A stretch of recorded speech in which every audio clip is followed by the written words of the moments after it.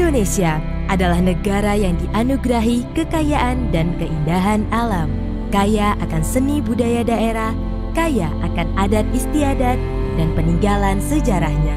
Memiliki 17.000 lebih pulau yang menyebar di sekitar Khatulistiwa, menjadikan Indonesia sebagai negara kepulauan terbesar di Asia Tenggara. Melimpahnya kekayaan alam adalah modal dasar utama bagi pembangunan nasional. Untuk menggerakkan roda pembangunan nasional, diperlukan peran dan tanggung jawab dari kita semua sebagai anak bangsa. Direktorat Jenderal Bea dan Cukai merupakan unit eselon 1 Kementerian Keuangan yang memiliki tanggung jawab serta peran yang sangat penting bagi perlindungan masyarakat terhadap masuknya barang-barang berbahaya, mendukung industri dalam negeri untuk bersaing di pasar internasional, memberantas penyelundupan, dan menunjang penerimaan negara dari sektor bea masuk, pajak dalam rangka impor, dan cukai.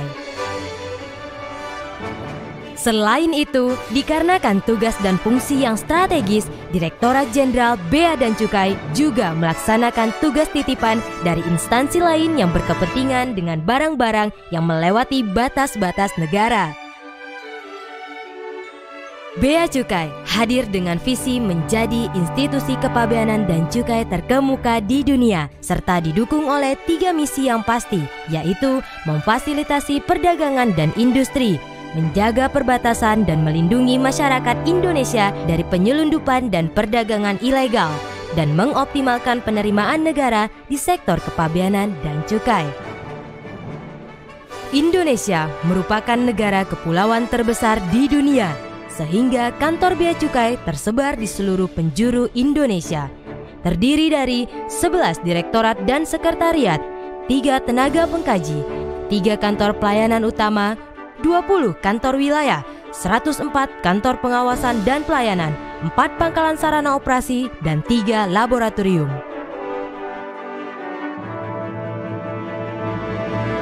Dalam mendukung kelancaran arus barang dan pertumbuhan ekonomi Indonesia, Bea Cukai siap melayani kegiatan importasi dan eksportasi barang, pemeriksaan kiriman paket pos, kegiatan cukai, dan memberikan berbagai macam fasilitas, antara lain seperti Authorized Economic Operator, tempat penimbunan berikat, kemudahan impor tujuan ekspor, pertambangan, pembebasan bea masuk, dan pusat logistik berikat.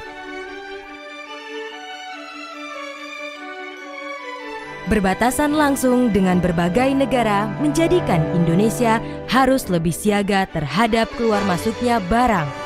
Bea Cukai siap menjaga dan mengawasi keluar masuknya barang bawaan pelintas batas, barang ilegal, dan barang berbahaya. Dengan perkembangan dunia yang sangat pesat dan lalu lintas antar negara yang masuk ke wilayah Indonesia, mendorong Bea Cukai hadir di setiap bandara internasional untuk semakin baik dalam memeriksa, mengawasi, dan melayani setiap arus lalu lintas barang yang masuk ke Indonesia.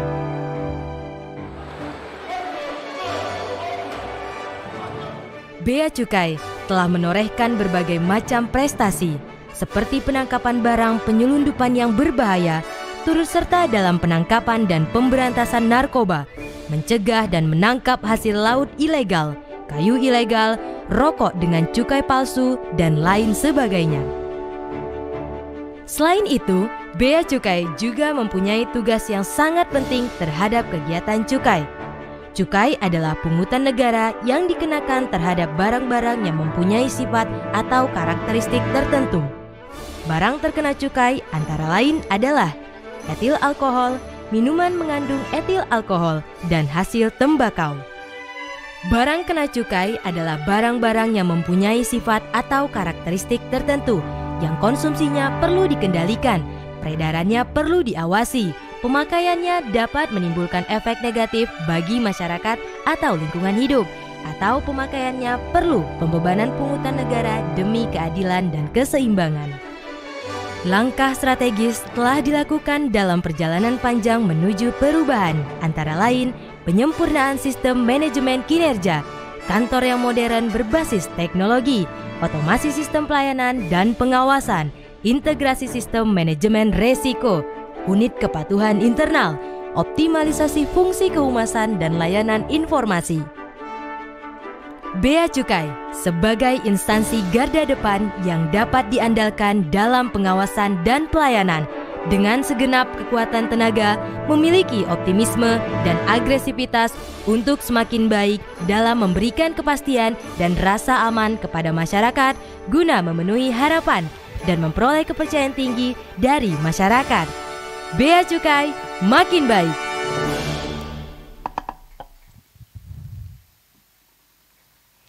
Selamat pagi Sobat Ekspor Impor.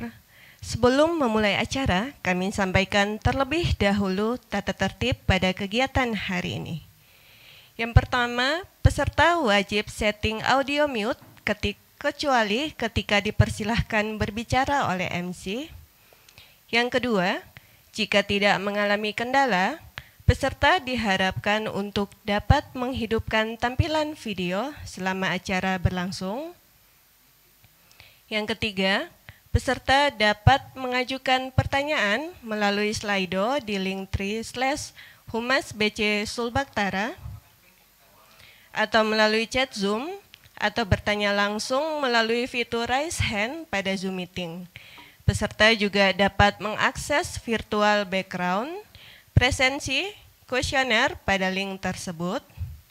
Yang keempat, panitia berhak memilih penanya yang akan dibacakan pertanyaannya atau penanya yang diberikan kesempatan untuk bertanya langsung pada Zoom Meeting. Dan yang terakhir, peserta yang mengajukan pertanyaan secara langsung wajib menghidupkan video dan audio ketika dipersilahkan berbicara oleh moderator. Itulah tadi tata tertib acara kita pada hari ini, dan langsung saja kita mulai Kelas Ekspor Impor episode ke-10.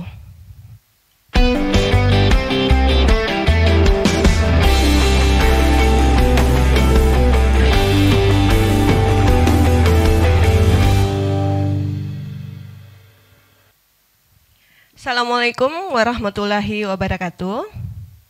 Selamat pagi dan salam sejahtera untuk kita semua. Om Swastiastu, Namo Buddhaya, dan salam kebajikan. Puji dan syukur marilah kita panjatkan kehadirat Tuhan Yang Maha Kuasa, karena atas berkat rahmat dan hidayahnya kita dapat berkumpul kembali pada kegiatan hari ini, yaitu Kelas Ekspor Impor episode ke-10 dengan tema Patroli Bea dan Cukai Menjaga Perbatasan Negara. Bapak dan Ibu yang kami hormati, perkenankan saya Hijriah Patajenu, IKA, pegawai Kementerian Keuangan yang ditugaskan di Balai Diklat Keuangan Manado, yang akan memandu kegiatan kita hari ini sampai dengan selesai nanti. Sobat Eksim, Kelas Ekspor Impor merupakan wadah yang berfungsi sebagai tempat untuk mencetak para eksportir dan importir. Selain itu, kegiatan ini juga dilaksanakan sebagai bentuk bukti nyata Kanwil Direktorat Jenderal Bea dan Cukai Sulawesi Bagian Utara dan Balai Diklat Keuangan Manado dalam memfasilitasi masyarakat yang tertarik pada bidang ekspor dan impor. Baik Sobat Eksim, agar kegiatan kita hari ini dapat berjalan dengan lancar, marilah sejenak kita berdoa menurut agama dan kepercayaan kita masing-masing. Berdoa dipersilahkan.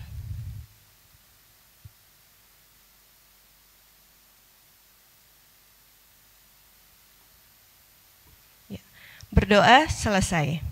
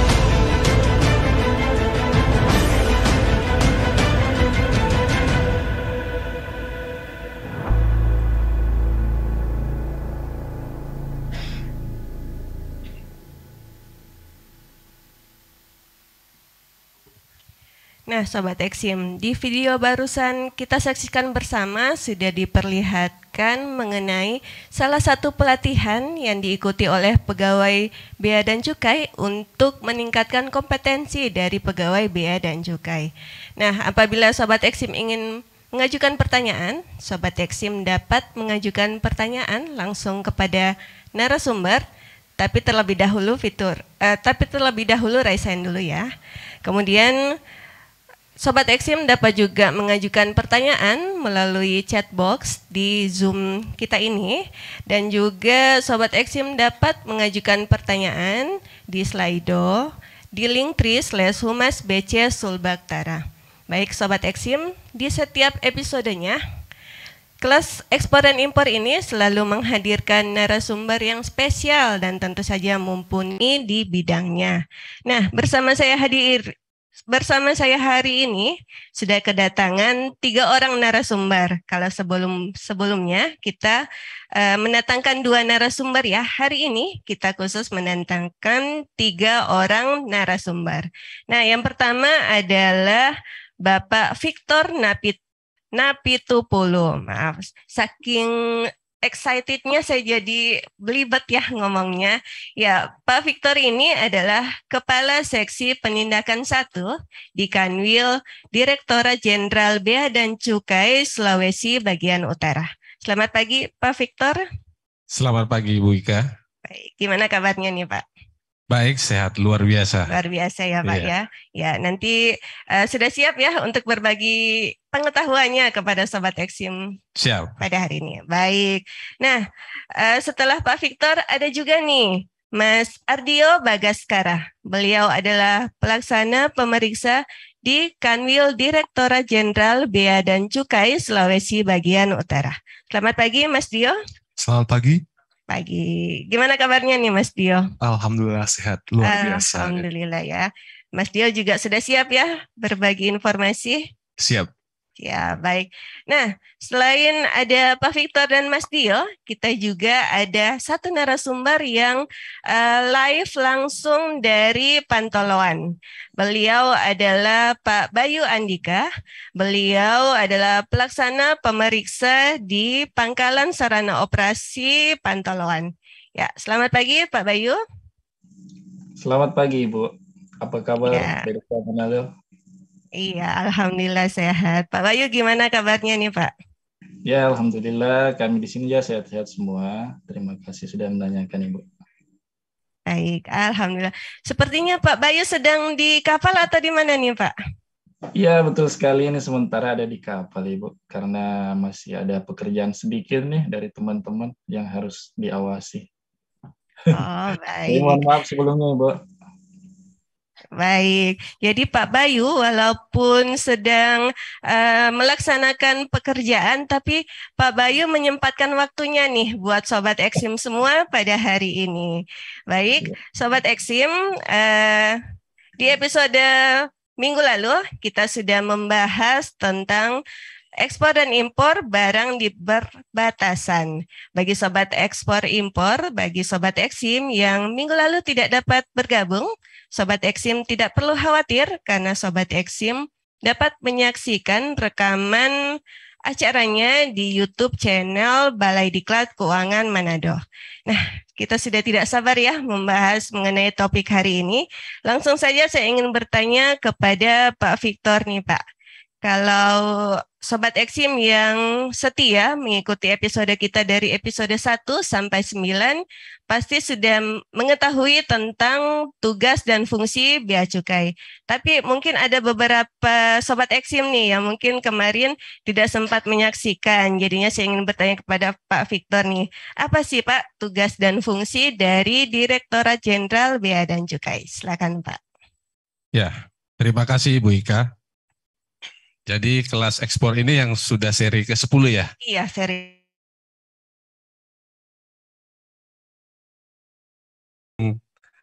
Pertanyaan tadi Bu Ika, untuk tugas dan fungsi dari Direktorat Jenderal Bea dan Cukai.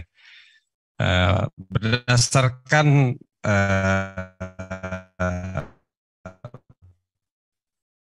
Undang-Undang Nomor 17 Tahun 2006 tentang Kepabeanan dan juga Undang-Undang Nomor 39 Tahun 2007 tentang cukai, di mana visinya yaitu menjadi institusi kepabeanan dan cukai terkemuka di dunia.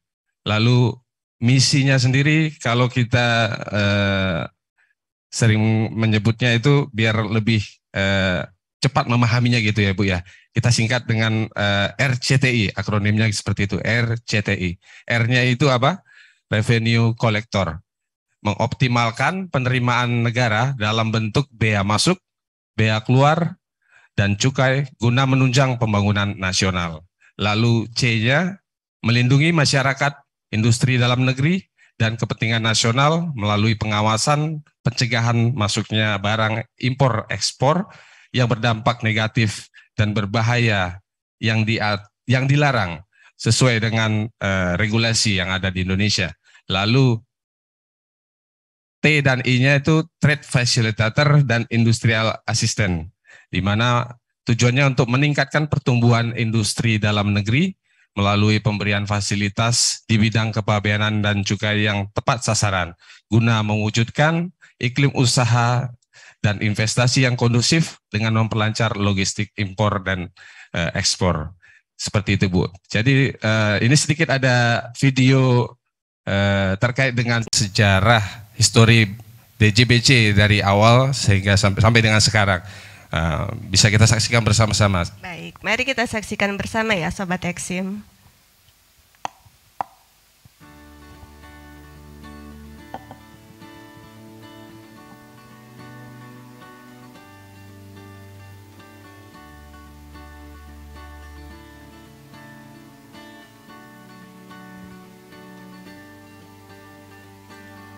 Sejak abad ke-16, di wilayah Nusantara telah dikenal kedudukan Syah Bandar yang berada di pelabuhan-pelabuhan besar seperti Aceh, Malaka, Banten, Tuban, Gresik, Martapura, Banjarmasin, dan Makassar.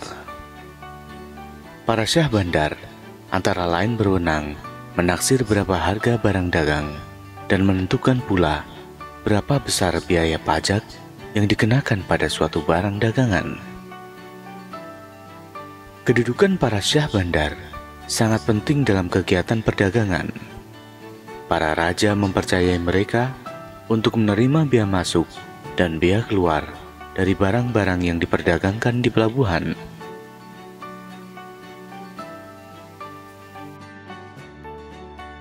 Sistem kepabeanan dan cukai modern dimulai pada 1 Oktober 1620 oleh Young Peterson Kun, Gubernur Jenderal VOC, menetapkan secara resmi tarif tol atau pungutan resmi atas barang ekspor dan impor yang berlaku di Hindia Timur.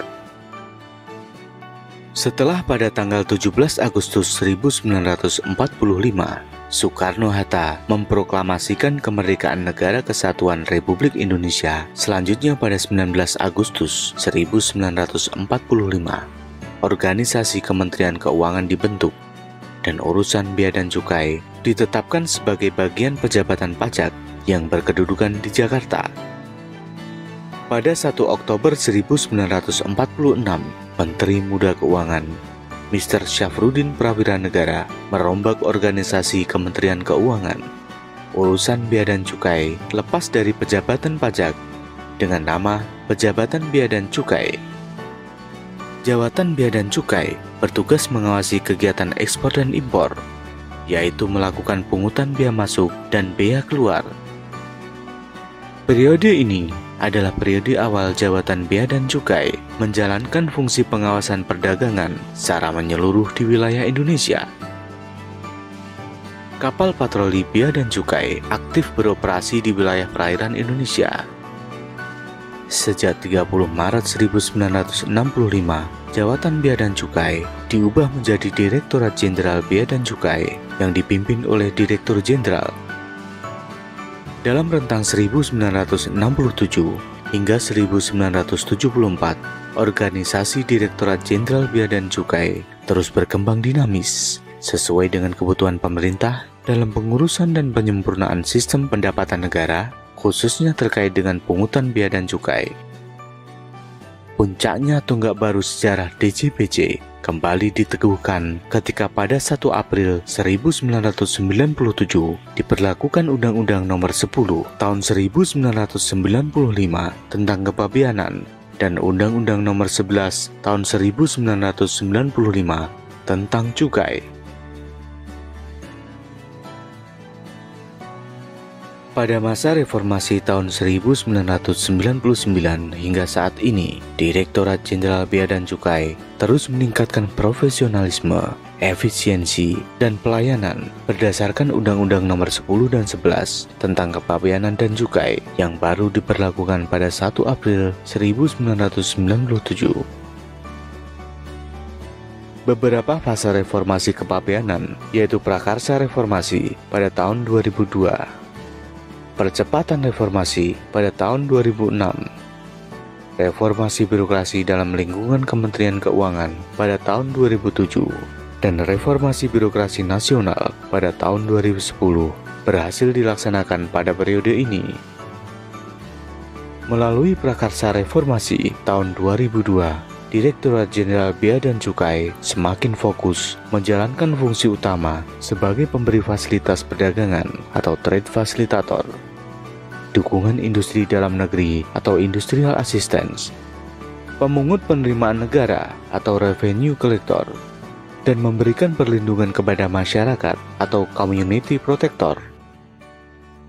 Sementara melalui Percepatan Reformasi tahun 2006, DJBJ mulai mengembangkan jaringan dan membangun kantor-kantor bea dan cukai yang modern di seluruh wilayah Indonesia.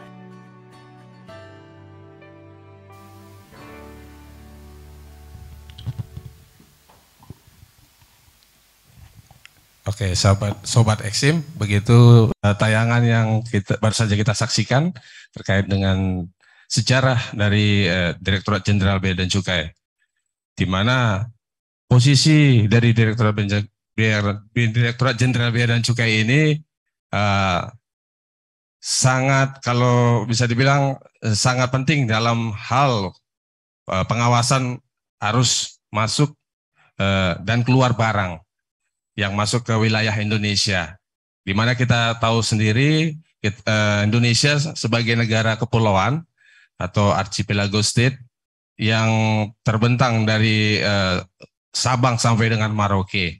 Ini kalau kita lihat ada total wilayah Indonesia itu kurang lebih 8,3 juta kilometer dengan luas perairannya 6,4 juta kilometer, lalu luas daratan 1,9 juta kilometer, dan jumlah pulau kurang lebih 17.504 pulau. Ini yang sudah dinamai nih ya, yang jumlah pulau.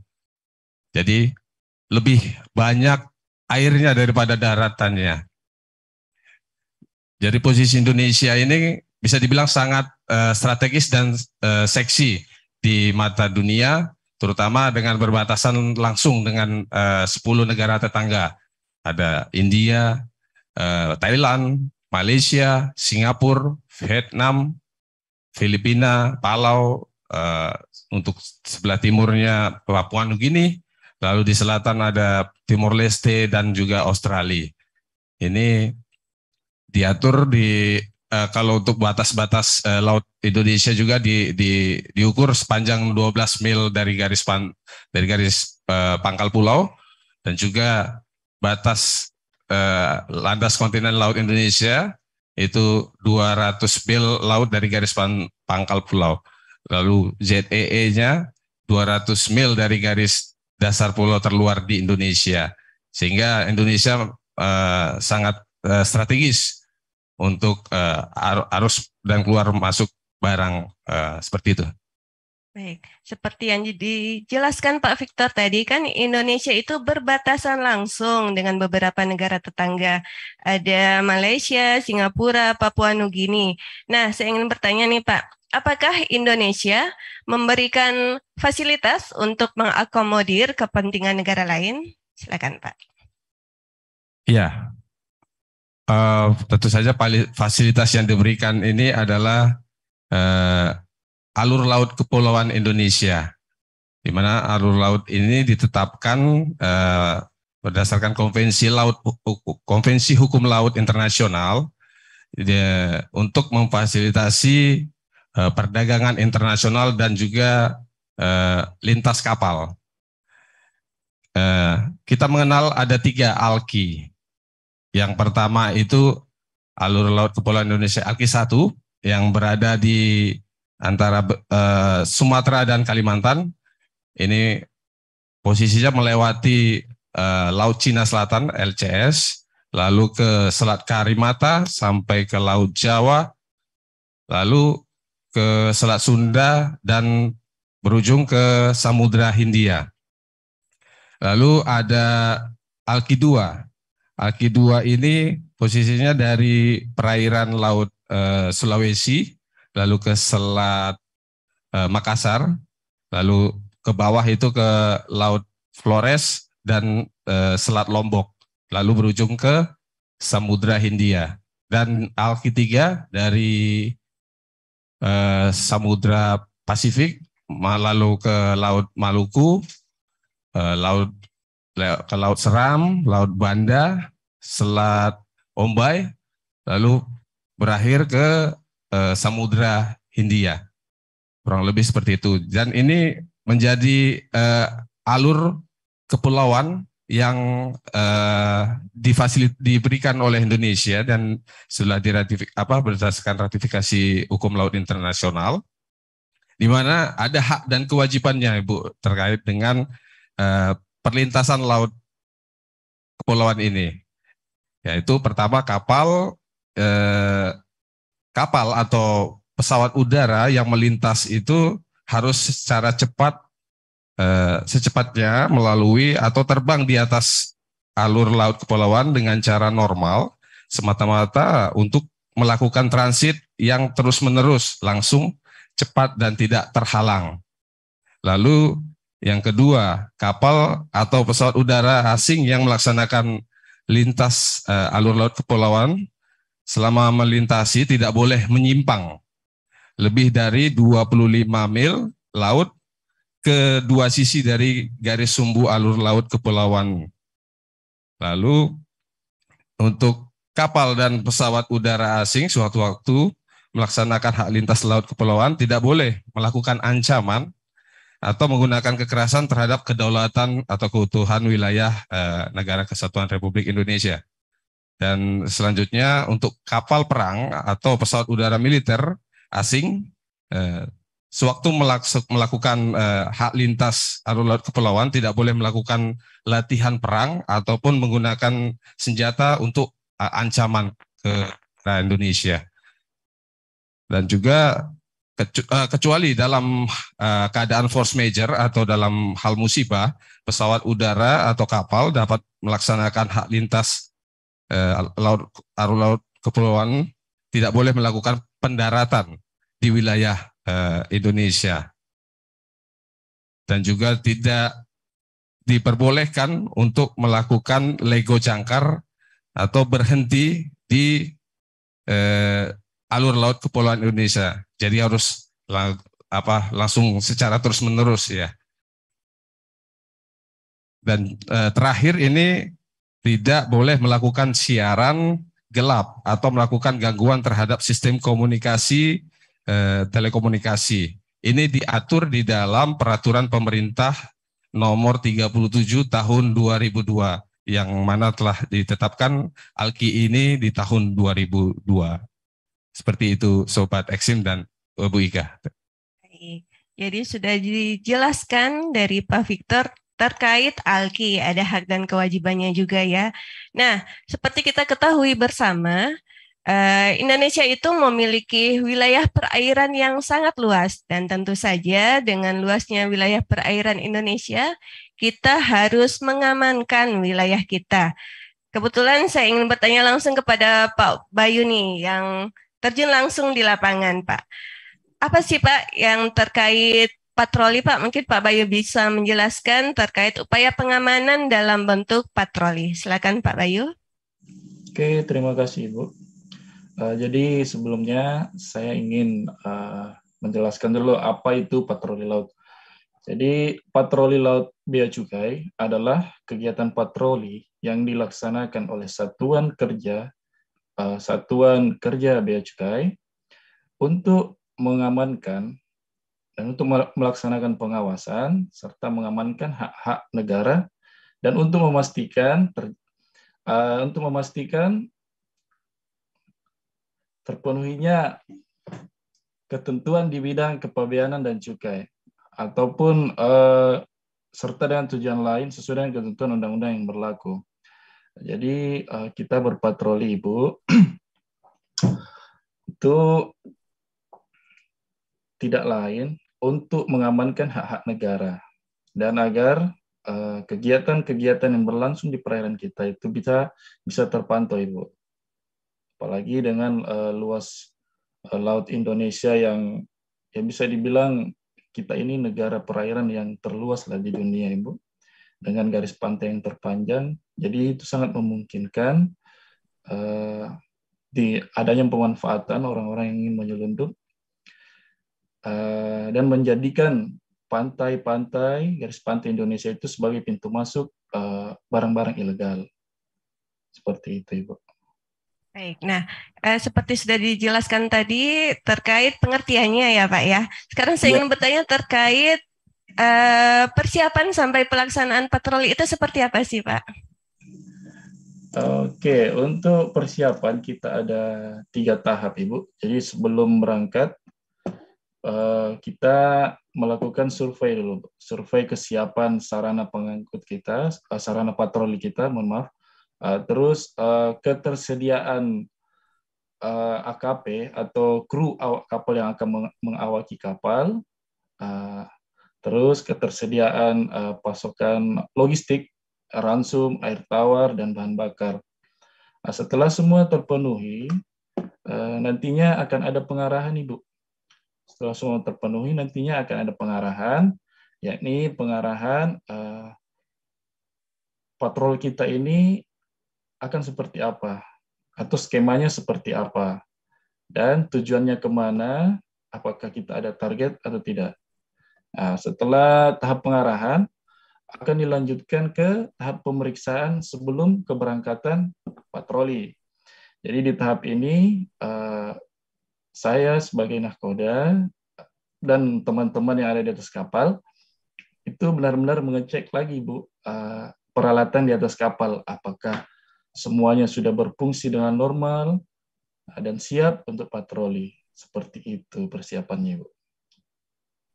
Setelah melakukan persiapan, tentu saja ada pelaksanaannya ya Pak ya. Kalau pelaksanaannya seperti apa Pak? Kalau pelaksanaannya, kita ada skema patroli, Bu. Jadi seperti antara lain patroli mandiri, patroli BKO, patroli terpadu, terkoordinasi, dan khusus. Biasanya untuk patroli mandiri itu kita melaksanakan patroli sesuai dengan permintaan Satker. Semisal dari Kanwil Sulbaktara, memohon agar melaksanakan patroli di wilayah Sulbaktara. Jadi patrolinya itu kita ada dua strategi, Bu. Jadi ada yang ronda laut dan ada yang targeting. Jadi untuk pelaksanaan patroli dengan strategi ronda laut itu biasanya kita berpatroli dengan kapal patroli, menentukan daerah mana yang akan kita analisa. Dan itu tidak terputus dari adanya peta kerawanan. Jadi misalkan di daerah sekitaran Toli-Toli itu tingkat kerawanannya tinggi, jadi kita berpatroli di sekitaran situ, Bu. Jadi kapal patrolinya bergerak secara terus-menerus sambil menganalisa di daerah sekitar itu. Jika ada ditemukan tanda-tanda pelanggaran, itu kita coba tindak, Ibu. Terus yang kedua dengan strategi targeting, kita istilahnya kita standby di satu tempat dan nanti kita akan bergerak kembali ketika kita mendapatkan informasi dari kawan-kawan yang ada di darat. Dari informasi tersebutlah kita menentukan ke arah mana kita akan bergerak. Seperti itu kira-kira. Nah, kalau terkait berapa lamanya, biasanya selama ini berapa lama Pak patrolinya? Kalau patroli itu paling lama 2 bulan dan bisa juga lebih, Ibu. Jadi bisa 2 bulan, bisa lebih ya Pak ya? Iya, betul sekali. Baik. Nah, kalau selama ini kalau patroli itu biasanya dilakukan, apakah ada target khusus atau seperti apa Pak? Biasanya kalau target khusus, Ibu, agak jarang sih kalau ada target khusus. Biasanya kita punya target khusus itu ketika kita patroli terkoordinasi, Ibu. Jadi kita berpatroli dengan instansi penegak hukum yang lain. Mungkin itu ada target khususnya. Tapi untuk selama ini yang kebanyakan kami lakukan itu adalah patroli mandiri dan patroli BKO. Untuk target sendiri, biasanya penentuan target itu ditentukan oleh Pak Kopat. Jadi di atas kapal kita ada namanya Komandan Patroli. Jadi Komandan Patroli inilah yang menjadi penghubung antara rekan-rekan di kantor di darat dengan kami yang ada di kapal. Jadi alur informasi dari teman-teman yang berada di kantor darat itu disampaikan melalui Komandan Patroli ke kapal. Untuk selanjutnya dilakukan sesuai dengan arahan. Baik, nah tadi kan sudah Bapak jelaskan tentang patroli nih Pak. Saya ingin bertanya lebih lanjut, bagaimana sih Pak pola rekrutmen untuk menjadi petugas ABK Pak? Apa saja sih syarat-syaratnya? Ya. Mungkin kalau di PSO ini, Bu, pola rekrutmennya itu terkhusus, Ibu ya. Jadi mungkin rekrutmen itu ada melihat kekosongan yang ada di unit PSO-nya, Bu. Jadi disesuaikan dengan kebutuhan kapalnya. Disesuaikan kebutuhan kapalnya. Dan untuk kualifikasi pendidikan itu minimal STM pelayaran dan lebih bagus lagi kalau misalkan ada ijazah pelayarannya, Ibu. Seperti itu. Jadi sifatnya mungkin penerimaannya ya ada sisi teknisnya, Ibu. Ya. Jadi harus dari sekolah pelayaran ya Pak ya? Nggak mesti dari sekolah pelayaran, Ibu. Sama halnya kayak saya, Ibu, saya dari penerimaan umum, maksudnya SMK elektro. Nah, tapi dengan berjalannya waktu, alhamdulillah kemarin kita disekolahkan juga dengan negara. Jadi ada namanya DPKM sebagai legalitas kita di atas kapal. Kayak gitu, Ibu. Jadi bisa dari penerimaan umum tapi nanti akan disekolahkan ya Pak ya? Ya, betul sekali, Bu. Baik. Nah, syarat-syaratnya seperti apa Pak? Misalnya apa semua pegawai itu akan disekolahkan atau seperti apa Pak? Jadi yang disekolahkan itu, Ibu, para pegawai yang ditempatkan di atas kapal sebagai AKP. Jadi ada selain AKP, di PSO juga ada stafnya, Ibu. Jadi yang disekolahkan itu khusus yang AKP aja. Awak kapal patroli maksudnya. Ya, seperti itu. Baik. Nah, kalau sudah, tadi kan Bapak sudah jelaskan tentang rekrutmennya. Kalau sudah jadi pegawai, Pak, apa ada pelatihan khusus nggak, Pak, yang diberikan kepada para pegawai, Pak? Kalau di PSO Pantolan sendiri, kebetulan kepala pangkalan kami adalah orang yang berjiwa pendidikan, Ibu. Jadi untuk meningkatkan kualitas pegawai di PSO, itu biasanya kita melakukan pelatihan 2 kali setahun, Ibu. 2 kali setahun, itu antara lain latihan menembak seperti itu. terus latihan keselamatan. Terkadang ketika kita berpatroli juga kita sering melakukan latihan-latihan manuver, Ibu. Ya. Latihan manuver itu seperti apa, Pak? Latihan manuver itu olah gerak kapal. Jadi bagaimana cara menggerakkan kapal dengan aman, terus berlayar dengan selamat. Seperti itu, Ibu. Baik. Sepertinya sudah banyak pertanyaan ya yang diajukan oleh Sobat Eksim, tapi nanti dulu Sobat Eksim.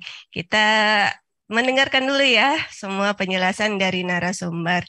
Nah, tadi kan Pak Bayu sudah menjelaskan terkait patroli. Pak Bayu kan seperti sudah saya jelaskan tadi, sudah saya perkenalkan, beliau berasal dari Pangkalan Sarana Operasi. Nah, mungkin Sobat Eksim, bukan mungkin ya, mungkin apa ya, sudah pasti banyak yang belum tahu apa sih Pangkalan Sarana Operasi itu atau biasa disebut Pangsarop. Saya mungkin ingin bertanya kepada Mas Dio nih, apa sih Mas Pangsarop itu, Mas? Silakan, Mas. Baik, jadi PSO atau Pangkalan Sarana Operasi adalah sebuah UPT atau unit pelaksana teknis di Direktorat Jenderal Bea dan Cukai.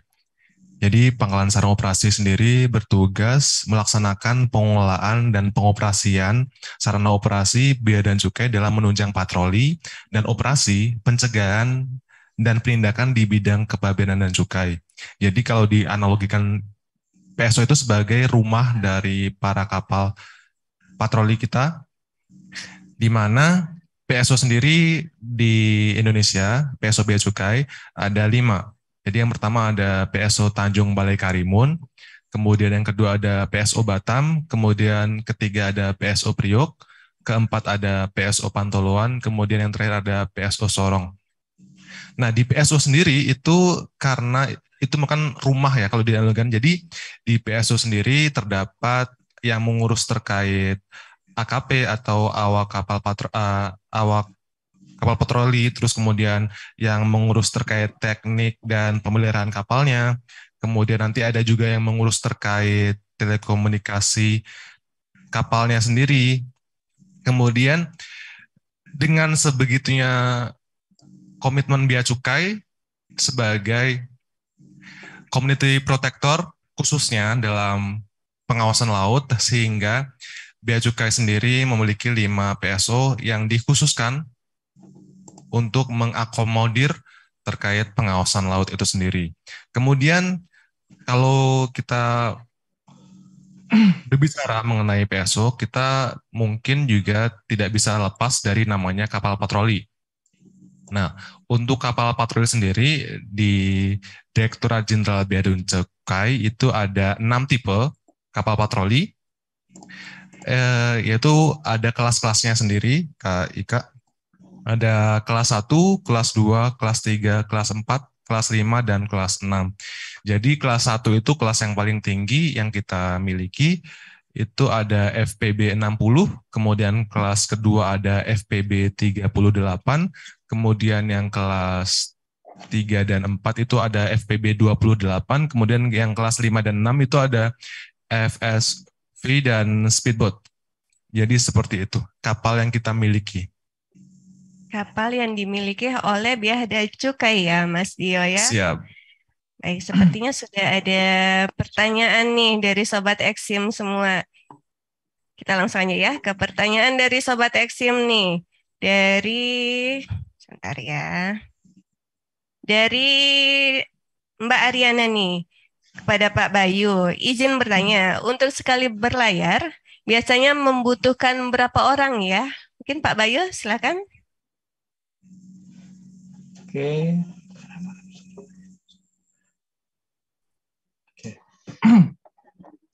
Jadi untuk AKP sendiri, Bu, itu disesuaikan dengan kelas kapalnya. Jadi seperti yang Mas Dio bilang tadi, kita punya ada 6 kelas kapal di Bea Cukai. Untuk yang kelas 1 dengan ukuran 60 meter, itu total awak yang bisa dimuat 31 orang, Ibu. Karena di kapalnya ada 31 kamar, 31 tempat tidur. Nah, untuk yang kelas 2-nya, kelas 2 itu kita punya kapal BC 30.003. Itu kapasitas untuk awak kapalnya 25 orang, sama dengan BC 36. Dan untuk yang kelas 3, jumlah awak yang bisa dibawa ini untuk normalnya sekitar 17 orang, Ibu. Itu pun kalau ada keikutsertaan dari instansi lain, itu kita bisa sesuaikan aja tempat tidurnya kalau yang seri rehab ini. Seperti itu ya, Pak. Jadi disesuaikan ya Pak ya. Ya, betul sekali. Demi tugas negara ya Pak ya, harus berkorban. Baik, ada pertanyaan selanjutnya nih dari Pak Agus Satria. Apakah patrolinya dilakukan di seluruh wilayah perairan Indonesia? Dan ada juga pertanyaan, apa perbedaan antara patroli yang dilakukan oleh Bea dan Cukai dengan patroli yang dilakukan oleh aparat penegak hukum lain? Silakan Pak Bayu. Oke. Yang pertama tadi apa Ibu? Bisa diulang? Apakah patroli dilakukan di seluruh wilayah perairan Indonesia? Oke. Jadi gini Bu, kebetulan kami yang di PSO Pantoloan itu melayani 4 kanwil Ibu, 4 kantor wilayah. Jadi wilayah kerja kami itu mulai dari Kanwil Sulbaktara, Kanwil Sulbaksel, terus Kanwil Kalimantan bagian timur, dan Kanwil Kalimantan bagian selatan. Jadi untuk patroli Bea Cukai ini, seperti yang dijelaskan sama Mas Dio di depan, jadi dari 5 pangkalan ini, wilayah Indonesia, wilayah patroli untuk kapal patroli Bea Cukai, itu dibagi sesuai dengan PSO yang ada. Jadi misalkan PSO Sorong itu di wilayah bagian timur. Untuk di wilayah bagian tengah itu di backup sama PSO Pantoloan. Di wilayah barat ada PSO Batam, PSO Tanjung Balai Karimun, dan PSO Tanjung Priok. Seperti itu, Ibu. Kalau ya silakan Pak. Iya, lanjut dulu Ibu. Baik. Dan perbedaan antara patroli yang dilakukan oleh Bea Cukai dan patroli yang dilakukan oleh aparat lain seperti apa Pak? Mungkin tiap-tiap penegak hukum yang bertugas di laut itu punya aturannya masing-masing Ibu ya. Cuman terkhusus untuk patroli laut Bea Cukai, kita menitik beratkan dengan pengawasan terhadap kepabeanan dan cukai aja Ibu. Walaupun tidak menutup kemungkinan ada aturan-aturan yang dititipkan oleh instansi lain. Maksudnya seperti ini, misalkan ketika kita berpatroli, pada saat kita patroli, kita ketemu dengan kapal yang muatannya itu seperti barang yang larangan, seperti muat kayu Ibu ya. Contoh aja nih, muat kayu, tapi muatannya itu nggak dilengkapi sama dokumen-dokumen resmi. Jadi bisa saja Bea Cukai maksudnya menindak kapal tersebut, tapi nanti akan diserahkan ke instansi yang berwenang. Seperti itu. Jadi mungkin Mas Dio. Silakan Pak. Nah, mungkin bedanya di situ Bu. Jadi kita itu terkhusus di kepabeanan dan cukai. Walaupun tidak menutup kemungkinan kita juga melaksanakan penindakan yang terkait dengan peraturan undang-undang instansi lain. Mungkin Mas Dio ingin menambahkan, silakan Mas. Siap, tadi Kak Bayu sudah menjelaskan terkait kepabeanan cukai. Nah itu mungkin benar kan, tadi juga dijelaskan oleh Bapak Victor terkait alur laut Kepulauan Indonesia. Jadi kita kurang lebih memastikan bahwa kapal yang telah mengikuti alur laut Kepulauan Indonesia tersebut benar-benar menuju ke luar. Tadi kalau ada penyimpangan, kita langsung atensi dan bisa kita lakukan penindakan bila terjadi pelanggaran. Dan kemudian kita juga Bea Cukai itu berurusan terkait transnational organized crime atau kejahatan lintas negara atau internasional gitu. Jadi itu ada beberapa hal yang kita atensi terkait ada NPP, ada narkotik, kemudian ada satwa-satwa liar yang diperdagangkan, yang langka gitu. Kemudian ada juga terkait senjata, terorisme. Jadi itu kita atensi. Jadi tadi apa bedanya ya mungkin terkait tugas dan fungsi dan kewenangan juga ya. Terkait instansi lain mungkin ada kewenangan di terkait perikanan kah, mungkin kalau dari Kementerian Perikanan, kemudian ada dari Bakamla juga, kemudian ada dari Polairut, mungkin terkait izin-izin tertentu, jadi seperti itu. Jadi bea cukai lebih kepada barang, pengawasan barang, jadi seperti itu. Barang ya, baik. Sepertinya ada Sobat Eksim yang ingin bertanya langsung kepada narasumber. Ada yang raise hand tadi, silakan.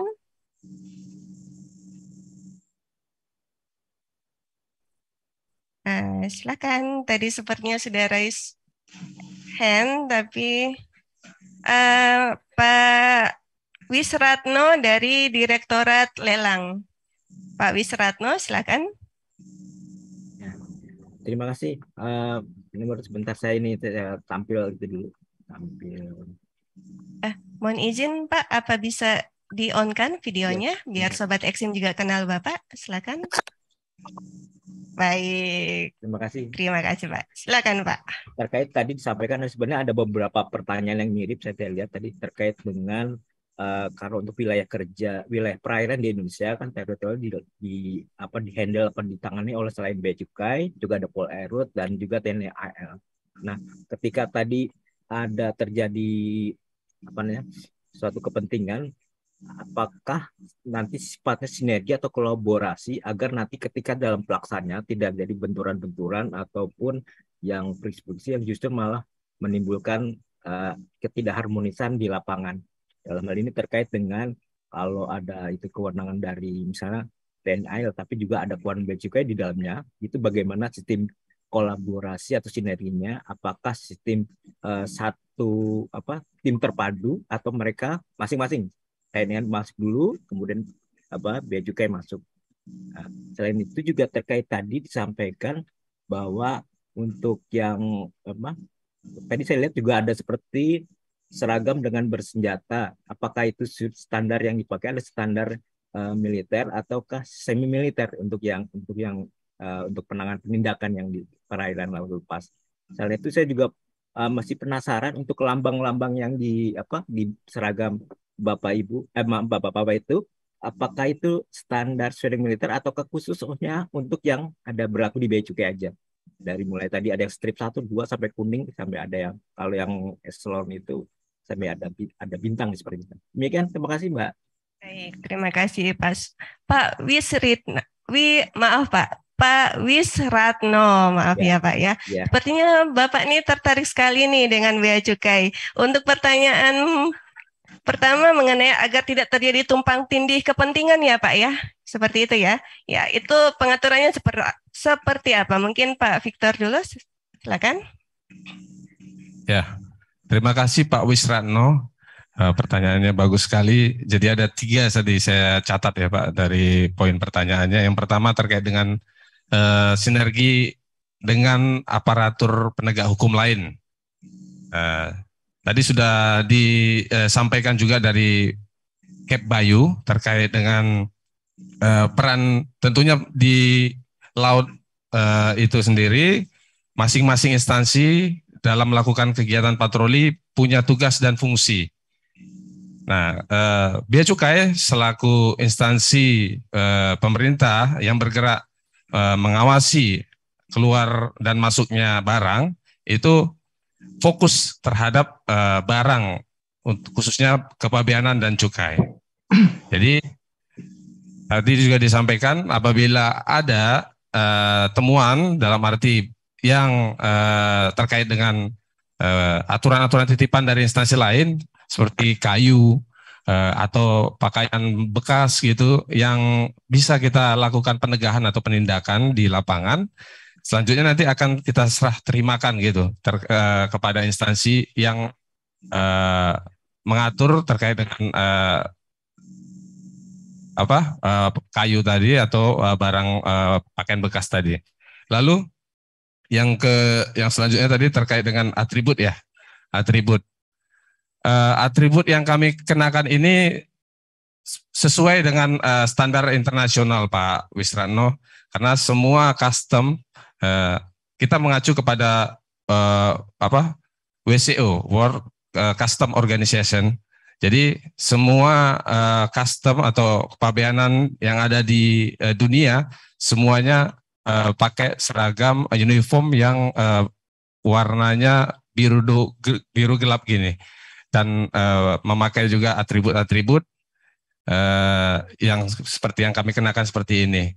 Jadi bisa dibilang semi militer juga karena memakai uniform. Lalu untuk pelaksana patroli laut itu kami dibekali oleh persenjataan di lapangan, tujuannya untuk pengamanan juga, pengamanan dalam arti melindungi diri terkait dengan adanya penyelundupan atau masuknya barang-barang yang berbahaya tadi, karena kita nggak tahu di laut ataupun di lapangan itu penyelundup ini bawa apa gitu. Jadi kita tujuannya bukan untuk ogah-ogahan gitu, jadi untuk melindungi diri. Seperti itu Pak Wisratno. Baik. Jika ada Sobat Eksim yang ingin bertanya langsung kepada narasumber, mungkin kayaknya lebih greget nih nanya langsung kepada narasumber. Kami berikan kesempatan kepada para Sobat Eksim untuk mengajukan pertanyaan langsung, namun sebelumnya raise hand dulu ya. Silakan Sobat Eksim, jika ingin mengajukan pertanyaan secara langsung, kami persilahkan. Baik, sepertinya belum ada, saya lanjut. Oh, ada satu nih dari Pak Anang. Silakan Pak Anang. Izin, terima kasih moderator. Bapak Ibu narasumber, mungkin ini mungkin karena saya nggak terlalu memahami tupoksi dari masing-masing unit yang terutama yang berinteraksi dengan laut.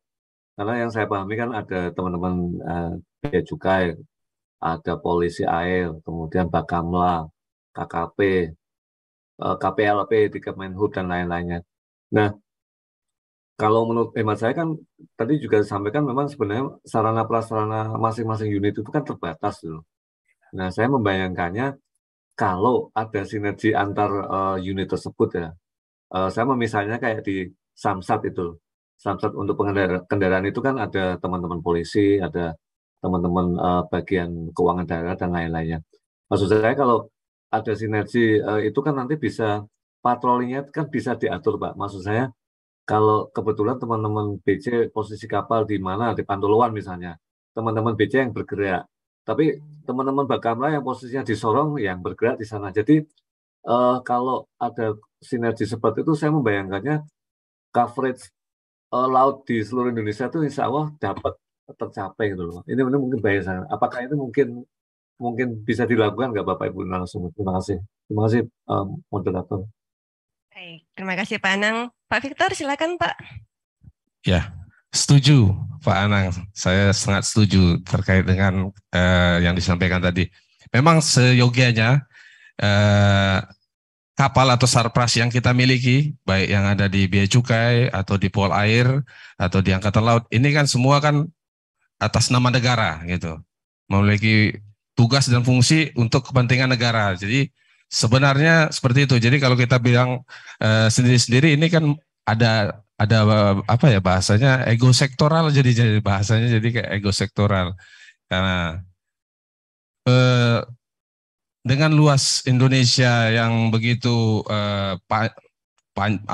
lebar pantainya tadi, jadi kalau kita maksimalkan dari sisi pengawasan untuk wilayah laut, karena dari masing-masing instansi itu punya pangkalan data atau puskodalnya, baik di Bea Cukai, di Polair, di Angkatan Laut, semua memiliki puskodal masing-masing. Dan seyogianya sebenarnya ini menjadi satu satu kesatuan gitu. Jadi bisa dimiliki jadi satu leader gitu. Satu leadernya siapa gitu yang ditunjuk nantinya, harusnya seperti itu. Jadi kayak puskodal dari Angkatan Laut tentunya untuk pertahanan dan keamanan, pertahanan negara gitu ya. Kalau yang Polair dari sisi keamanannya kan.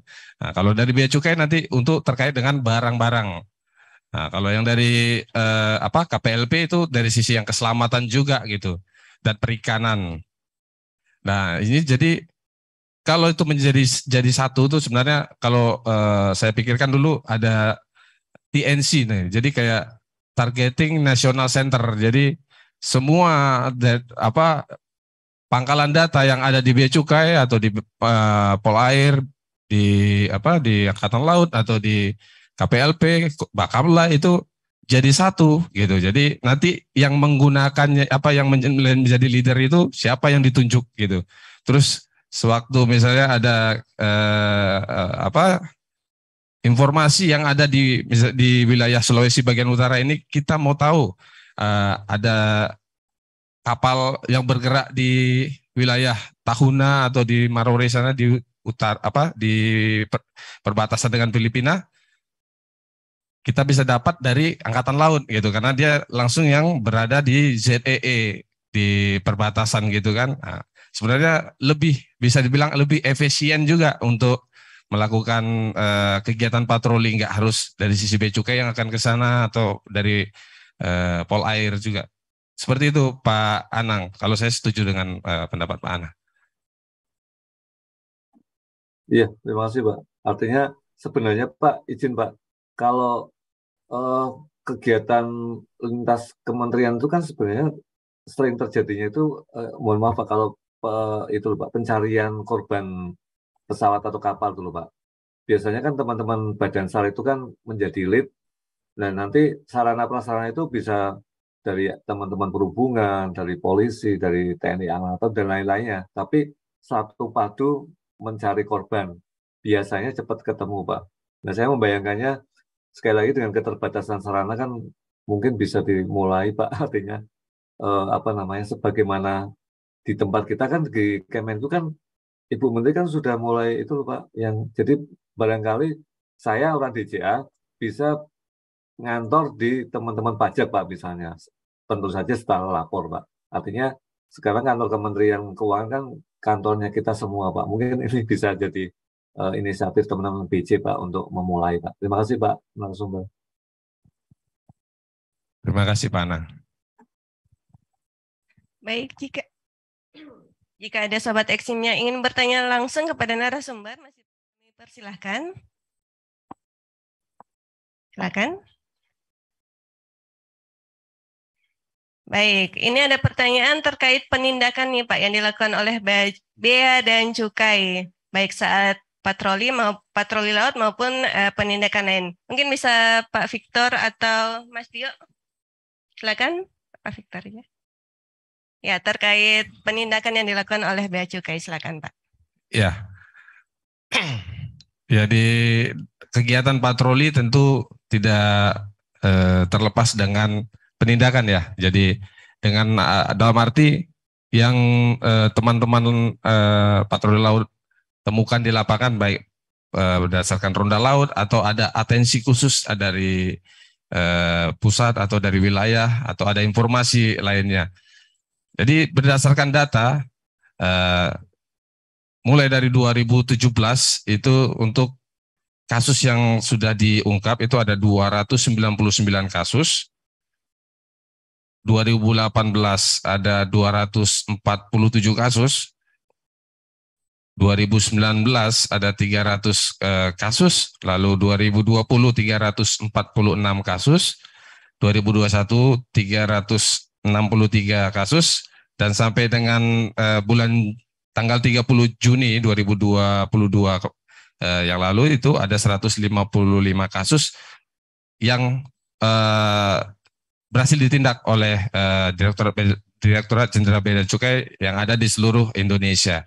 Jadi ini salah satu case-case yang ada, baik kapal kayu, ada kapal tanpa nama yang memuat baby lobster, ada juga yang memuat bahan bakar, terus rokok gitu, hasil tembakau untuk yang wilayah Batam dan sekitar Kepulauan Riau, lalu pakaian bekas, lalu ada kayu dan rotan. Ini juga ditemukan tahun 2018 oleh Kanwil Subaktara bersama dengan Pangkalan Sarana Operasi yang ada di Pantoloan untuk penindakan rotan. Lalu juga ada CITES dan juga ada sembako dan bawang yang untuk di wilayah Aceh maupun di Tanjung Balai Karimun. Juga tahun lalu kita juga bersama dengan Pangkalan Sarana Operasi berhasil mengungkap 40 kilo dan 29 kilo metapetamin atau sabu di sekitar perairan Sulawesi Tengah atau di Toli-Toli yang seperti disampaikan Pak Kep Bayu tadi. Seperti itu. Ada pertanyaan selanjutnya mungkin ke Pak Bayu nih, Pak. Berapa banyak kejadian berupa penindakan dari petugas patroli di Pantoloan? Silakan Pak Bayu. Oke, makasih Bu.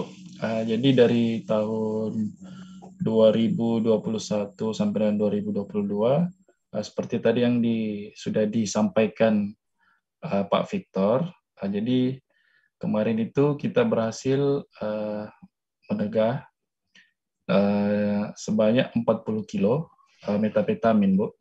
Jadi itu tanggapan pertama, terus yang kedua ada juga yang 90 kilo, yang ketiga itu yang 28 kilo, dan yang terakhir kemarin di wilayah Kalbaktim, itu kawan-kawan juga sempat nangkap Ibu, narkoba juga. Seperti itu. Narkoba ya Pak ya. Baik, ada pertanyaan selanjutnya nih dari Pak Naftali. Barang apa yang paling sering diselundupkan keluar Sulawesi? Mungkin Pak Bayu dan Pak Victor ganti-gantian ya. Silakan Pak. Barang apa yang paling sering diselundupkan keluar Sulawesi? Kalau di sekitaran pantai barat Sulawesi, Bu, itu masih hasil alam. Seperti misalkan kayu, rotan, terus ada juga yang ikan, ya seperti itu mungkin. Kalau dari Pak Victor, Pak? Ya, sama seperti yang disampaikan Pak Wahyu. Untuk wilayah Sulawesi ini kebanyakan adalah hasil alam, ya. Jadi hasil alam. Jadi sebenarnya peran Bea Cukai sangat terbantu dari masyarakat sendiri tentunya ya. Jadi masyarakat atas informasi-informasi yang disampaikan oleh masyarakat kepada kami, khususnya petugas yang melakukan patroli laut, ini apabila ada informasi misalnya ada yang keluar gitu dari Sulawesi menuju bisa ke wilayah Filipina atau ke Malaysia, kita kan nggak tahu itu. Jadi kami sangat terbantukan sekali atas dukungan masyarakat atau informasi yang disampaikan kepada kami. Tentunya nanti mungkin di akhir kesempatan kelas ekspor impor ini ada tagline atau informasi untuk kemana mau harus disampaikan gitu ya. Informasi yang akan disampaikan dari masyarakat kepada petugas Bea Cukai nanti akan disampaikan diberitahukan. Terima kasih. Kalau itu kan barang yang banyak masuk ke tadi kan barang yang banyak diselundupkan keluar Sulawesi, Pak. Nah, kalau barang yang masuk ke Sulawesi, kalau di pertanyaan sini adalah pakaian bekas. Apakah pakaian bekas itu termasuk salah satu barang yang paling banyak masuk ke Sulawesi, Pak? Ya, jadi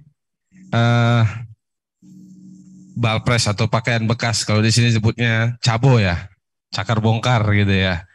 Nah, ini jadi dilema sebenarnya ini di Sulawesi Utara ini sudah sangat banyak gitu ya. Nah, sebenarnya nggak di Sulawesi Utara saja gitu. Jadi sebenarnya di beberapa tempat juga sama gitu, hal yang sama di mana asal barangnya ini kita harus tahu dulu gini. Maksudnya seperti ini. Barang pakaian bekas tadi itu dikirim ke Sulawesi Utara itu bukan melalui luar daerah pabean atau bukan dari negara luar, misalnya dari Filipina atau dari Malaysia, diangkut oleh kapal atau ya sarana pengangkut kapal gitu masuk ke wilayah Sulawesi. Itu tidak terjadi, tapi melalui pembelian di lokal Indonesia. Jadi saya sampaikan di lokal Indonesia, ada dari Jawa, ada dari Makassar, ada dari NTT atau NTB gitu. Jadi itulah apa yang menjadi effort sebenarnya, untuk pembuktian apabila dilakukan penindakan atau penegahan untuk membuktikan dari sisi kebenaran barang ini memang berasal dari luar daerah pabean. Dan ini butuh kerjasama yang sangat sinergi yang tentunya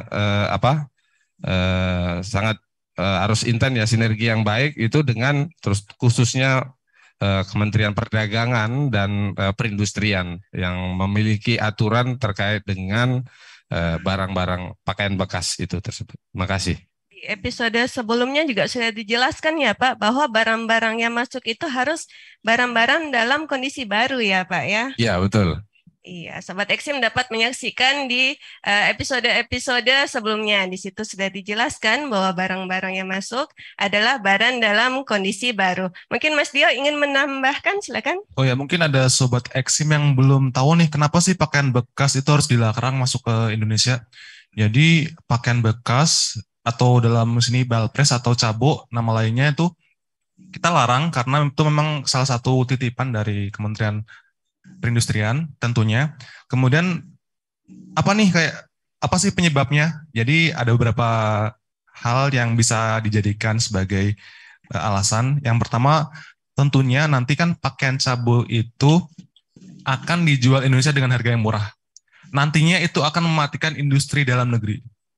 Kemudian yang kedua tentunya kita tidak tahu di pakaian bekas tersebut apakah ada penyakit, ada bakteri-bakteri yang penyebarannya bisa sangat cepat sekali, apalagi di zaman sekarang yang banyak virus-virus yang berbahaya. Kemudian yang ketiga itu yang terakhir kayak harkat martabat bangsa sendiri karena kita menjual atau mengambil barang bekas atau sampah dari negara lain. Itu. Jadi pakaian cabo atau balpres itu sangat dilarang masuk ke Indonesia atas 3 hal tersebut. Terima kasih. Jadi sebenarnya peraturan yang sudah ditetapkan oleh pemerintah tujuannya adalah untuk melindungi warga negaranya. Baik, selanjutnya ada pertanyaan dari Pak Henry nih Pak. Apakah personil dilengkapi dengan baju atau rompi anti peluru pada saat patroli laut? Mungkin Pak Bayu, mungkin silakan Pak. Oke, terima kasih Bu. Jadi memang betul di kapal kami ada dilengkapi persenjataan, tapi untuk menggunakan persenjataan tersebut harus melewati beberapa tahap juga Bu. Atau gini aja Bu, pada saat melaksanakan tugas patroli, ketika kita menemukan adanya dugaan pelanggaran di bidang kepabeanan dan cukai. Jadi sebelum kita melakukan pemeriksaan di dalam peraturan Dirjen nomor 14 itu sudah dibagi menjadi 4 risiko. 4 risiko, jadi ada tingkatan-tingkatannya sendiri. tingkatan risiko yang pertama atau low risk, yang kedua medium risk, high risk, dan very high risk. Mungkin untuk penggunaan senjata itu nanti bisa digunakan pada saat keadaan yang very high risk. Very high risk itu yang seperti apa? Jadi very high risk itu yang seperti ketika ada perlawanan dari oknum penyelundup yang akan kita periksa atau yang akan kita tindak, itu mereka melakukan perlawanan sampai akan mengancam jiwa dari AKP itu sendiri. Itu baru kita gunakan persenjataan. Terus hubungannya dengan pertanyaan ini, apakah kami dilengkapi dengan rompi anti peluru? Untuk di pangkalan PSO Pantoloan, sementara rompi anti peluru itu kita belum ada, Ibu. Kalau untuk kegiatan patroli, mungkin yang sementara ada, tapi belum diadakan sih, Bu. Mungkin nanti ketika mungkin dirasa perlu baru diadakan rompi anti peluru seperti itu. Dan biasanya ada operasi gabungan ya Pak ya, iya, yang betul. dilakukan. Ya, jadi walaupun BC tidak ada rompi anti peluru, biasanya tetap ada operasi gabungan dengan instansi lain. Semoga cepat ada pengadaannya ya Pak ya. Iya, Bu. Baik, saya ingin bertanya kepada Pak Victor lagi nih Pak. Kan tadi sudah dijelaskan mengenai luasnya wilayah perairan Indonesia, terus dijelaskan juga tentang jumlah PSO kita yang sedikit ya Pak ya, cuma 5, serta sarana Bea Cukai yaitu kapal patroli Bea dan Cukai. Nah, apakah dengan keterbatasan itu cukup efektif dalam pengawasan di laut, Pak? Silakan, Pak. Ya.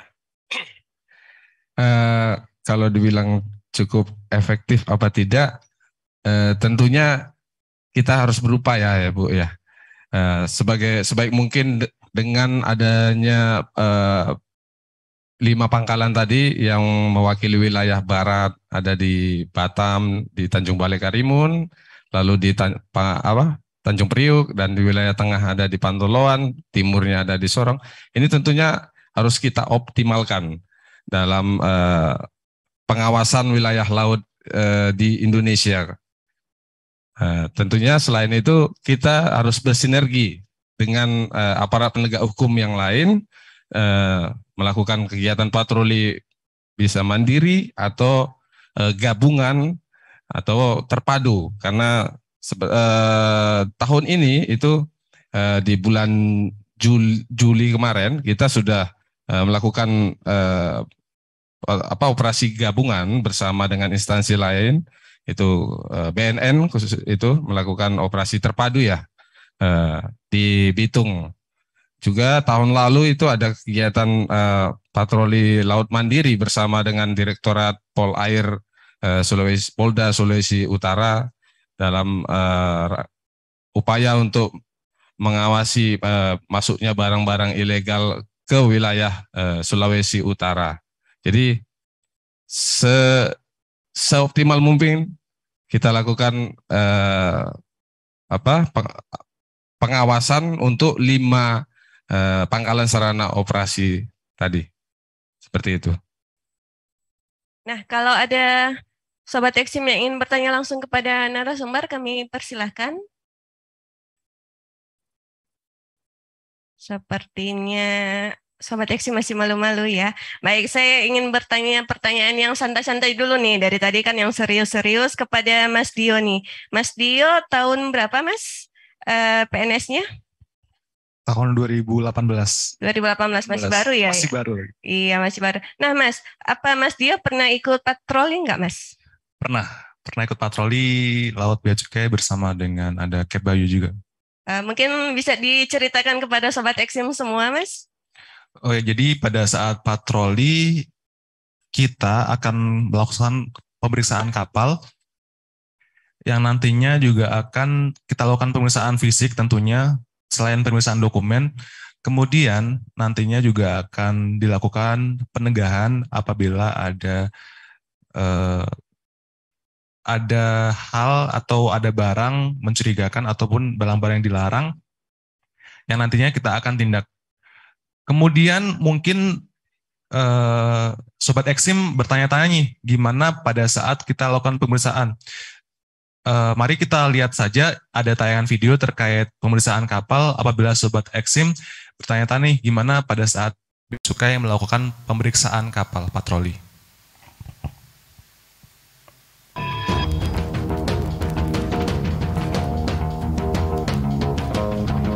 Kantor Pengawasan dan Pelayanan Bea dan Cukai tipe Madya Pabiasan Bengkalis membawahi 2 kabupaten yang berbeda pulau, yaitu Kabupaten Bengkalis dan Kabupaten Kepulauan Meranti atau Selat Panjang. Kegiatan hari ini kami petugas Bea Cukai Bengkalis melakukan briefing singkat terkait patroli laut yang rutin dilaksanakan. Kali ini kita akan melakukan briefing untuk pelaksanaan patroli rutin. Intinya untuk patroli kali ini tetap seperti yang dulu juga ya, faktor self safety harus diperhatikan. Kali ini patroli ini akan menggunakan 2 speed yang kita punya, yaitu BC 1508 dan 15004. Patroli akan dilaksanakan di seputaran Selat Malaka. Kemudian untuk persiapan HT, dokumen-dokumen untuk administrasi pemeriksaan kapal. Kemudian juga kita nanti akan melaksanakan patroli ini sesuai dengan SOP yang sudah kita taati sebelumnya. Sekian aja dari saya. Bea Cukai, Setelah briefing dan melakukan persiapan, maka segenap tim yang bertugas melakukan perjalanan. Pada patroli laut kali ini, kami petugas BC Bengkalis menuju ke daerah Pak Ning yang berjarak lebih kurang 5 mil dari Bengkalis. Ini kita tim patroli Bea Cukai Bengkalis akan menuju Pak Ning karena kapal tersebut berlabuh di perairan Sungai Pak Ning. Kantor Bea Cukai Bengkalis menuju Pak Ning sekitar 5 mil, membutuhkan waktu lebih kurang setengah jam. Menurut informasi yang didapat bahwa akan ada kapal dari luar negeri yang berlabuh di sekitar Sungai Pak Ning. Ini kita sandar di pelabuhan atau dermaga Sungai Pak Ning untuk menjemput teman-teman untuk melakukan pemeriksaan kapal yang akan kita periksa sebentar lagi. Kita akan sandar dulu di pelabuhan Sungai Pak Ning. Sesampainya di dermaga Sungai Pak Ning, kami petugas segera bersandar sesaat untuk menjemput beberapa anggota yang akan membantu tim untuk melakukan pemeriksaan terhadap kapal yang singgah di perairan Sungai Pak Ning. Segera kami kembali menyiapkan atribut dan kelengkapan lainnya untuk anggota yang akan membantu kegiatan patroli laut. Assalamualaikum warahmatullahi wabarakatuh. Selamat pagi. Semua. Hari ini kita ada rencana untuk memeriksa kapal impor MT Polaris bendera Korea dengan muatan kaustik soda. Ini pemeriksaan rutin. Pertama yang sudah pasti ya, kita utamakan safety semuanya, keamanan. Sebelum kita melakukan pemeriksaan, kita berdoa dulu, doa agama dan percaya kita masing-masing. Berdoa dimulai. Di dalam patroli laut ini, kami BC Bengkalis membagi 2 tim dalam 2 speedboat. Salah satu tim BC Bengkalis kemudian izin berkomunikasi kepada pihak kapal yang akan diperiksa muatannya. Mother tanker Polaris, Indonesia Customer Officer Polri, good afternoon. Good afternoon, sir. Already ready, they can wait for you. This is motor tanker Polaris. You're approaching on my starboard shoulder, okay? Okay, thank you, sir. Indonesian Customs Officer want to check in your seat. Yeah, go ahead, sir. You go alongside. Okay, thank you very much, sir. We will down dekat your left, your seat. Akhirnya kedua tim BC Bengkalis izin memasuki kapal tersebut dan segera bertemu dengan kapten kapal tersebut. Setelah bertemu dengan kapten kapal tersebut, kami petugas memberikan dokumen pernyataan mengenai persetujuan dari kapten untuk pemeriksaan terhadap unit kapalnya. Sorry, where did you Korea. I mean, yeah, Korea. Yeah. Only 5 Korea, then Philippines and Myanmar mixed. Before we check your ship, Yes, you for this ceremony and you agree. Okay, agreement. And can I sign on here? Yeah, if you agree, you can sign. Yes. This is the list of documents that you need to check. This is particular. Yeah. And I'm a Puristas, tax declaration. Okay. Currency declaration also we had. No, we had not provide. What's it? Currency declaration, money declaration. I get it. You get it. Here. Yes. So have you prepared all the documents? Have you prepared it? Telah mengisi data-data yang diperlukan untuk ketentuan prosedur pemeriksaan, kapten kapal dan segenap kru kapal tersebut setuju untuk diperiksa. We have 4 medicines. Cocaine. We have. You have cocaine. Yeah, no cocaine. This is also medicine. Medicine including some and the narcotics because some and emergency cases we have Obat-obatan yang dibawa. nothing. Yeah. Selain itu, kami petugas juga melakukan pengecekan di tempat penyimpanan air soda yang ada dalam muatan kapal tersebut. To have on the stores and here, cigarettes, device. Yeah, that's all because we are there in Singapore, so almost finished. Almost finish. Yeah, almost finished on a few. Akhirnya setelah melakukan pemeriksaan terhadap obat-obatan yang dibawa awak kapal, selanjutnya kami petugas menanyakan sekaligus memeriksa dan mensegel pompa sebagai tanda bahawa kapal tersebut telah diperiksa oleh BC Bengkalis. Setelah semua kelengkapan dokumen yang telah diisi dan disepakati oleh pihak kapal tersebut, kapten menandatangani surat sekaligus memberikan cap untuk kelengkapan prosedur pemeriksaan. How can I say and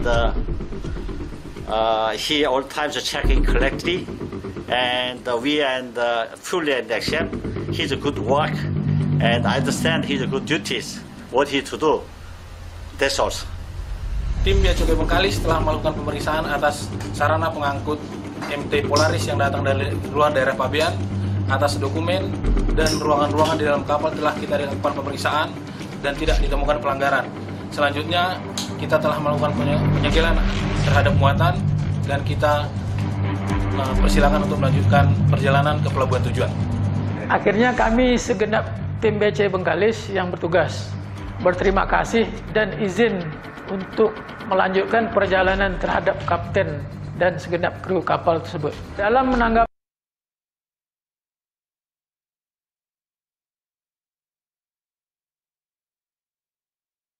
khususnya itu pemeriksaan sarana pengangkut pada saat dilakukan patroli laut sendiri. Kemudian kami dari Bea Cukai tentunya sangat berkomitmen tinggi terhadap keuangan kita terkait pengawasan barang, khususnya kepabeanan dan cukai, untuk community protector, yaitu melindungi masyarakat Indonesia dari masuknya barang-barang berbahaya. Seperti itu. Baik, mengingat keterbatasan waktu ya, tidak terasa sudah 90 menit. Sebelum mengakhiri pertemuan kita pada hari ini, saya persilakan kepada Pak Victor untuk memberikan closing statement-nya. Silakan Pak. Ya, mari kita dukung upaya pemerintah melalui instansi pengawasan yang ada, terutama Bea dan Cukai, dengan cara menginformasikan jika terdapat hal-hal yang mencurigakan di lapangan. Kami memiliki kontak layanan Bravo di 1.500-225. Jadi segala informasi tersebut kita tampung. Lalu jika ada yang mengatasnamakan petugas Bea Cukai apabila ada meminta uang atau mengirimkan uang ke rekening atas nama pribadi, itu bukan dari Bea Cukai. Jadi mohon dipastikan kembali terkait dengan adanya informasi-informasi yang mengatasnamakan bea cukai. Terima kasih. Jadi Sobat Eksim, kalau ada yang meminta sesuatu, pastikan bahwa itu adalah penipuan ya, karena kita no korupsi, no gratifikasi, karena seluruh instansi di lingkungan Kementerian Keuangan menjunjung tinggi nilai-nilai Kemenkeu, yaitu integritas, profesionalisme, sinergi, pelayanan, dan kesempurnaan. Baik, dengan disampaikannya closing statement oleh Pak Victor, maka berakhir pula kegiatan kelas ekspor kita pada hari ini. Jika ada pertanyaan yang belum sempat kami bacakan, mohon maaf, Bapak Ibu bisa memberikan atau menyampaikan pertanyaannya di YouTube channel Balai Diklat Keuangan Manado. Baik, kami ingatkan kembali kepada Sobat Eksim agar jangan lupa mengisi presensi, kuesioner dan evaluasi di Linktree/Humas BC Sulbaktara. Nah, Sobat Eksim juga dapat menyaksikan kembali kegiatan kelas ekspor impor di episode selanjutnya. Di episode selanjutnya ada apa ya? Yuk kita saksikan teaser berikut ini.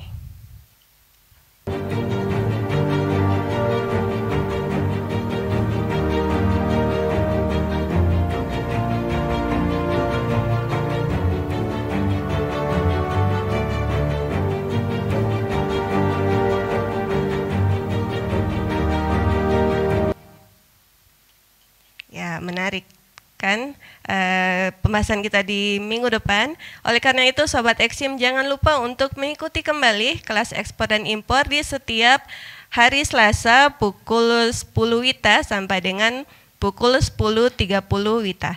Baik, untuk mengenang ya kebersamaan kita pada hari ini, kami minta untuk Bapak Ibu, Sobat Eksim semua untuk menyalakan videonya karena kita akan berfoto bersama dan kami persilahkan kepada Bapak Ibu untuk menyiapkan pose terbaiknya. Ayo, kami tunggu Bapak Ibu untuk menyalakan videonya, kita akan berfoto bersama.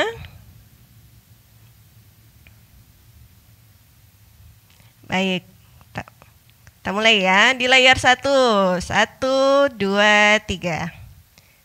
Ya, layar 2 senyum Bapak Ibu. 1, 2, 3. Baik, layar 3 senyum. 1, 2, 3. Baik, dengan berakhirnya sesi foto bersama tadi, maka berakhir pula kegiatan kita pada hari ini.